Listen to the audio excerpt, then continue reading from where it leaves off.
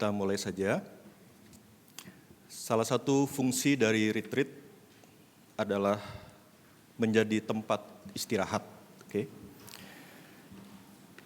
Ya, gambar di samping saya bikin menggambarkan hidup kita layaknya sebuah perjalanan, ya. Perjalanan yang butuh istirahat. Tidak mungkin saudara dalam perjalanan yang jauh tanpa istirahat. Kiranya momen refleksi pribadi, refleksi personal juga menjadi tempat istirahat bagi teman-teman secara pribadi. Seluruh sesi ini dari hari pertama sampai terakhir didesain saudara bisa berkelompok. Tetapi khusus 1 jam ke depan, saudara didesain untuk istirahat secara pribadi.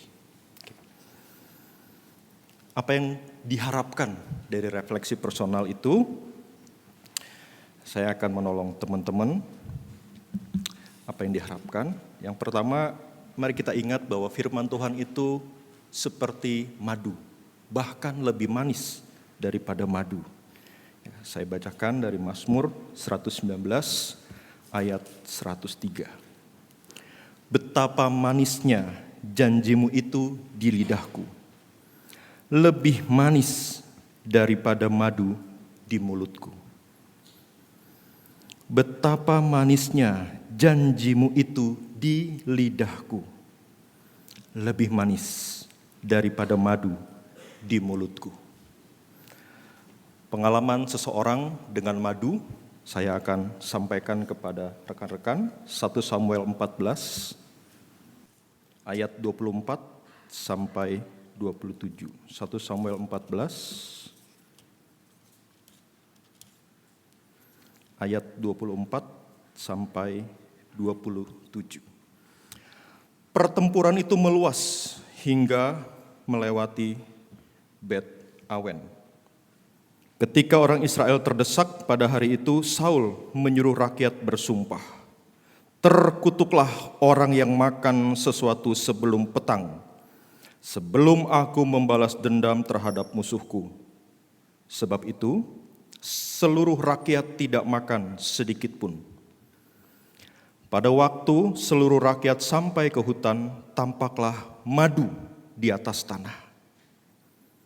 Setibanya rakyat itu di hutan, tampaklah lelehan madu di sana, tetapi tidak seorang pun yang membawanya dengan tangan ke mulut, sebab rakyat takut terhadap sumpah itu. Tetapi Yonatan tidak mendengar ayahnya telah menyuruh rakyat bersumpah. Ia mengulurkan tongkat di tangannya, mencelupkan ujungnya ke dalam sarang madu, membawanya dengan tangan ke mulut, dan matanya terang kembali. Matanya terang kembali. Saudara, kurang lebih 50 menit ke depan atau 55 menit ke depan, kiranya saudara bisa menikmati yang lebih manis daripada madu secara personal. Kalau perjalanan saudara akan melihat rest area, maka refleksi personal itu seperti rest area, tempat di mana kalian menikmati kembali firman Tuhan dan menjadikan firman itu bekal untuk perjalanan ke depan. Apa yang dinikmati, apa yang menjadi bekal, bisa rekan-rekan tuliskan dalam kertas ini. Apa yang dinikmati, apa yang menjadi bekal, bisa dinikmati atau bisa dituliskan dalam bagian ini. Untuk menolong, saya mencoba memberikan ayatnya. Hari pertama itu saudara silahkan melihat kembali Kisah 1 ayat 8 dan Kisah 2 ayat 37. 2 ayat yang kiranya bisa menjadi bekal saudara. Saudara renungkan, saudara tarik apa yang bisa menjadi bekal. Oke. Hari kedua, Kisah 2 ayat 42 sampai 47. Atau 41 sampai 47. Hari ketiga, Kisah 18 ayat 9 sampai 10, lalu Kisah 20 ayat 28 dan 32. Terakhir, Kisah 26 ayat 19 dan 22.